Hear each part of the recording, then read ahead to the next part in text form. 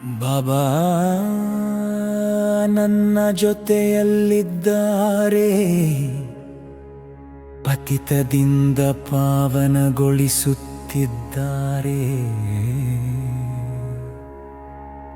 ನಿಶ್ಚಿಂತ ಚಕ್ರವರ್ತಿಯೇನಾದರೂ ಚಿಂತೆಯೊಂದು ಮನದೊಳಿದೆ.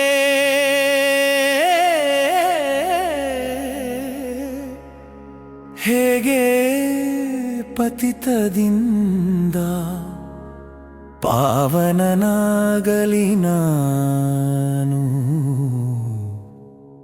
ರ್ಯುರಹ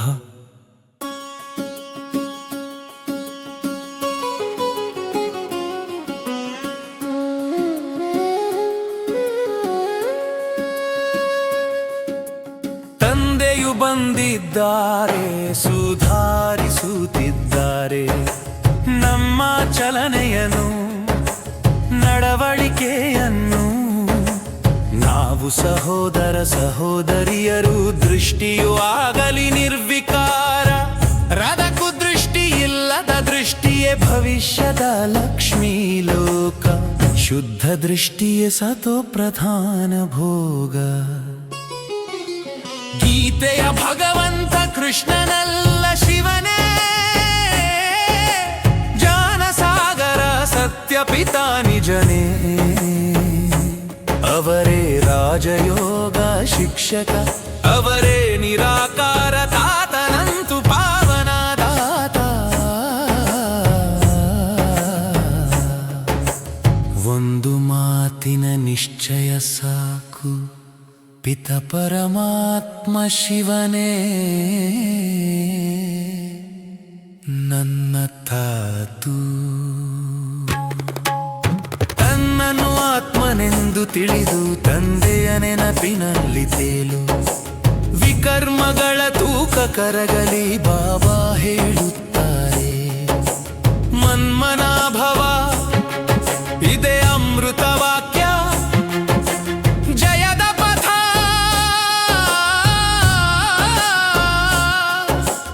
ಯೊಳಯೋಗವೇ ಯಾತ್ರೆ, ನೆನಪೇ ಪುಣ್ಯ. ಇದರಿಂದಲೇ ಆಗುವು ನಿರ್ಮಲ ಜೀವನ ಧನ್ಯ.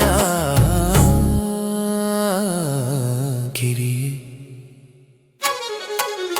ಬಾಬಾ ಮಕ್ಕಳೆಂದು ಕರೆಯುತ್ತಿದ್ದಾರೆ,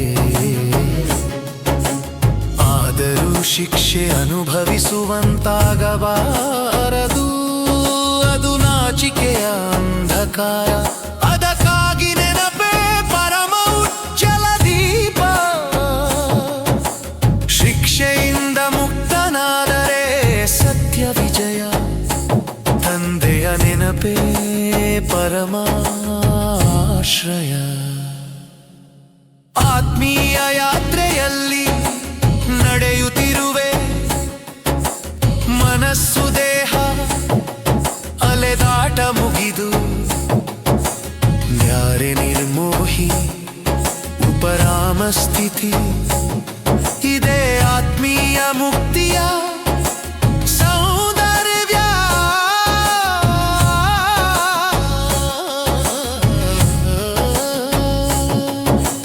ಹಾ ಶರೀರಿ ವಿದೇಹಿ ಸ್ಥಿತಿಯೇ ನಿಜ ಯಾತ್ರೆ.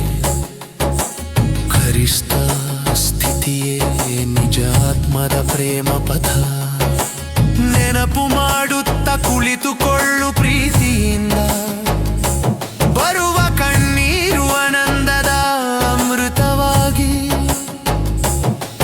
ಅವು ವಿಜಯಮಾಲೆಯ ಮಣಿಗಳಾಗಲಿ. ಬಾಬಾ ನಗುತ್ತಾರೆ, ಮಗನೇ ನೀನೆ ಗೆದ್ದೆ. ತಂದೆಯು ರೂಪವು ಜ್ಞಾನ ವಸಂತನೂ ಆಗಿ, ನಿನ್ನೊಳಗೆ ಜ್ಞಾನ ಮಳೆ ಸುರಿಸುತ್ತಾರೆ. ರತ್ನಗಳ ಮೂಲ್ಯ ಬೋಧನೆಗಳು, ಪದಮ ಪದಮ ಭಾಗ್ಯದ ಚಿಹ್ನೆ ನಿನ್ನ ಪಾದಗಳಲ್ಲಿ. ವಿಜ್ಞಾನವೇ ಸಂಪತ್ತು, ಜ್ಞಾನವೇ ಬಲ. ಇದು ನಿನ್ನ ವಿಜಯದ ಪಥ ಅಮರ. ನಾನು ಆತ್ಮ